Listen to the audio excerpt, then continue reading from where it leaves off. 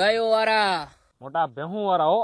અમારી ગાયોના દૂધમાં અસંખ્ય પોષક તત્વો હોય. હવે તત્વો તો ભેંના દૂધમાં ઘણા હોય. જો ઘણું પી જાવ ને તો શેરી પડો.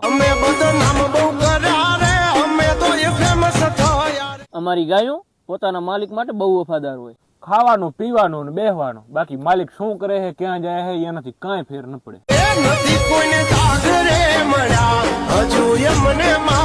બે પૂરા નીર નાખી દો ને આખો દી રાજી થઈ જાય. તમે રંજકો વાઢી વાઢીને મરી જાઓ પણ ભેંસ ધરાહે નહીં, કારણ કે એનો જન્મ જ ખાવા સારું થયો.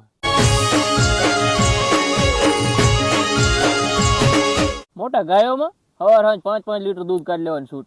આનું દૂધ મૂડ ઉપર હોય. સારું ખવડાવો તો 10 લીટર થાય, ને 2 લીટર ન થાય.